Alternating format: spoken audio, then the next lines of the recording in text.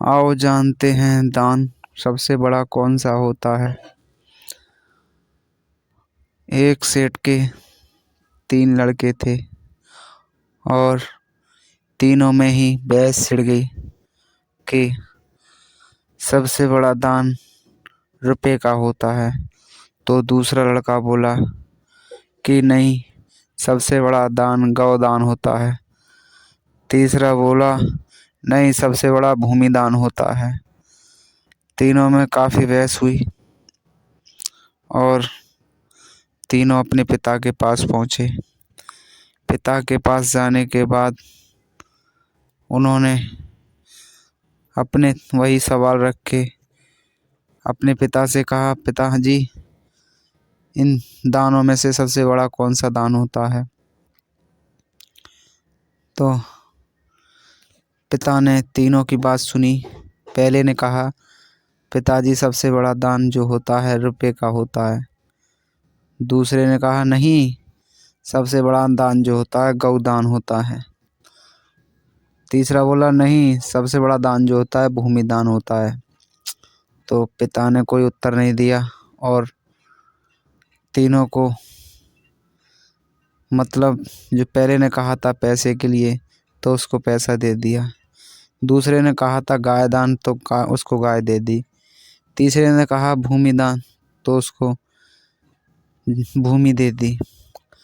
उन तीनों ने उनकी गली में एक भिखारी आकर बैठता था, भीख मांगता था, घूमता फिरता बैठकर। तो उसको पहले ने उसे रुपए दिए दान, दूसरे ने उसे गाय दान दे दी, तीसरे ने उसे भूमि दान दे दी। कुछ समय बाद 10-15 दिन या 20 दिन या महीने भर के बाद वो भिखारी फिर से वही स्थिति हुई महीन भिखारी की। तीनों बेटे सेठ के साथ अपने पिता के साथ फिर उसी गली से जा रहे थे। तीनों बेटों ने देखा और इसके पिता ने, ये भिखारी तो फिर वही बैठा है। तो भिखारी से पूछा, क्यों भाई, मैंने आपको इतने पैसे दिए। दूसरा बोला, भाई मैंने तुझे गाय दी खाने पीने के लिए, दूध। तीसरा बोला कि भाई मैंने तुझे भूमि भी दान दे दी, उसमें करता खाता। उसने कहा कि भाई वो तो सब मौज मस्ती में निकल गई, खाने पीने में। तो दोस्तों, ये रुपए पैसे गाय भूमि दान किसी को भी दे दो, ये कोई बड़ी नहीं है। दान जो है सबसे पहले और काम जो आता है, जो लोग बताते हैं, संत बताते हैं, सत्संग में सिखाया जाता है, वो सबसे बड़ा दान जो है सद्ज्ञान, ज्ञान का दान होता है। इसे जितना भी बांटो बढ़ता है, किसी के पास कम नहीं होता। जितना भी जो बांटेगा उतना ही उसके पास बढ़ेगा और वो सत्य की ओर जाता है, ना किसी को दुर्गति की ओर ढकेलता, नहीं किसी को लालच की ओर पहुंचाता, नहीं किसी को मोह की ओर पहुंचाता। तो भाई सबसे बड़ा दान जो है वो भक्ति का, सद्ज्ञान का दान होता है।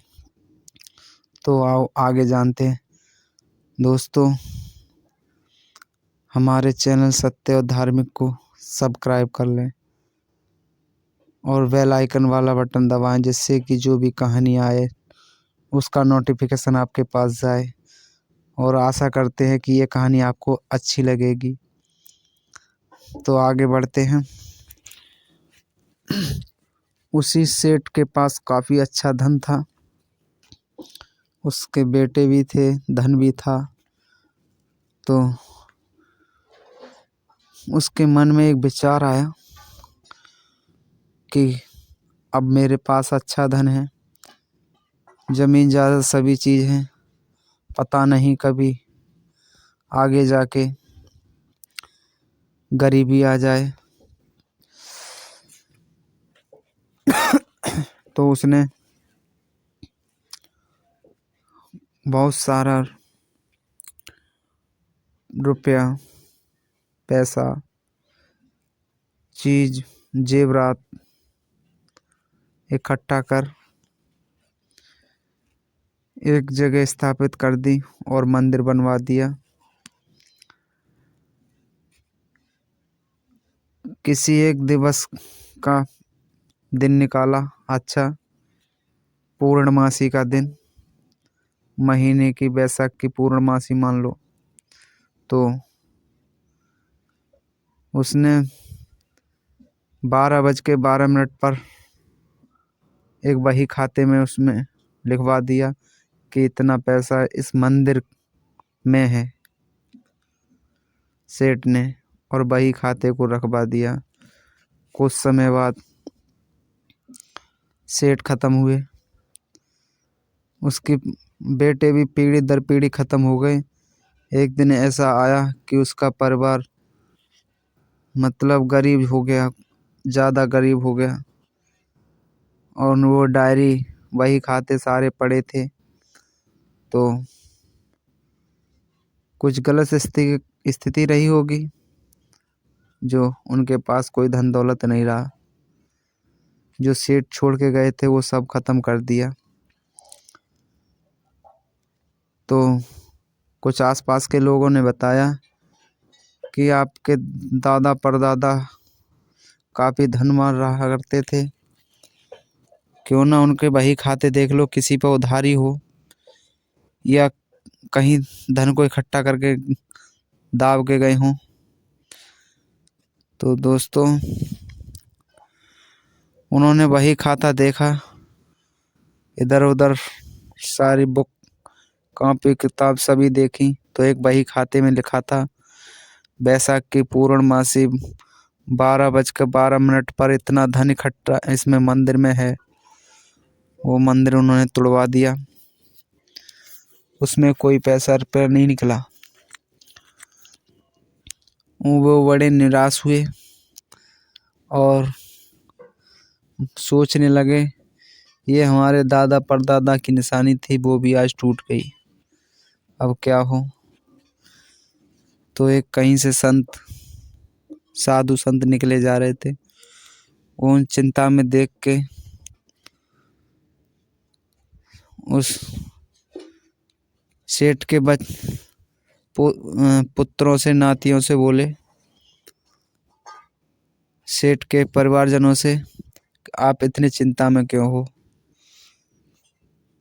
तो सेठ के पूछने पर उन्होंने बताया, तो संत ने कहा कि एक काम करो, किसी से कर्ज लेके उसे मंदिर को बनवा दो दोबारा से। संत के कहने पर उन्होंने कहीं से कर्ज लिया और उस मंदिर को दोबारा बना दिया। और उसमें पूछा वही खाते में कि 12:12 पर बैसाख की पूर्णमासी को इतना पैसा इकट्ठा कर रख दिया है, वही खाते में लिखा हुआ था। तो संत ने कहा, मैं इसी दिन आऊँगा और आपका हो सके तो धन मैं निकलवाऊँगा। कहाँ है वो धन। वही दिन आया, बैसाख की पूर्णमासी, और 12:12 का टाइम हुआ। तो संत ने देखा कि जिस तरफ उस मंदिर की छाया जा रही थी उसी तरफ उसने खुदाई करवाई, वो जगह खुदवाई, वहीं वो सारा धन निकला। वो धन मंदिर में नहीं था, मंदिर की परछाई से जिस जगह पर गिरती थी उस जगह पर था। कोई अगर दिमागदार भी उस मंदिर को तोड़वाता, बही खाता उसके हाथ में पड़ जाता, तो भी वह धन नहीं मिल पाता, क्योंकि टैलेंट आदमी ही, कोई संत ही इस बात को सोच सकता है, कोई बुजुर्ग आदमी ऐसी बातों को सोच सकता है, आज के नौजवान नहीं। तो दोस्तों वो धन निकला, फिर से उनके घर में अमीरी आ गई। तो सही समय पर सही बर्ताव करने पर ही कोई चीज़ हमारे पास आती है। उसकी जांच परख करके पहले सोचो, उसके बाद कुछ करो। सच्चा ज्ञान, सद्ज्ञान जिसके पास होगा वो संसार में कभी भी मार नहीं खाएगा। तो दोस्तों ज्ञान और सद्ज्ञान सद संगत से मिलता है, सत्य की संगत से मिलता है, सत्संग से मिलता है, वेदों से मिलता है, पुराणों से मिलता है। और किसी को रुपए पैसे का दान देने से कोई दान नहीं होता। दान होता है किसी भूखे को खाना खिला दो, या प्यासे को पानी पिला दो, किसी परेशान के सहारा दे दो, या उसे सद्ज्ञान दो, उसको दान कहते हैं। ये रुपए पैसे देने से हर किसी की आदत खराब हो जाती है, लालच में पड़ जाता है। उसे जितना भी दे दो इंसान के लिए वो कम ही रहता है। तो दोस्तों सबसे बड़ा दान जो होता है भक्ति सद्ज्ञान का दान होता है। अगर आपने किसी को, एक इंसान को भक्ति की तरफ मोड़ दिया तो समझ लो आपकी जीवन सफल हो गया और आप सत्य के रास्ते चलते रहे। यही सबसे बड़ा ज्ञान, सद्ज्ञान और सत्य दान है। इससे बड़ा कोई दान नहीं है। आशा करते हैं दोस्तों यह कहानी आपको अच्छी लगी होगी। हमारे चैनल को सत्य और धार्मिक को सब्सक्राइब कर लें, जिससे कि हमारा हौसला बढ़े और हम एक अच्छी नई नई कहानी को लेकर आएं। और ज़्यादा से ज़्यादा शेयर करें, कहा जाता है दया कर दान भक्ति का लिए हमें हौसला, परमात्मा देना। हमारा उत्साह बढ़ता है।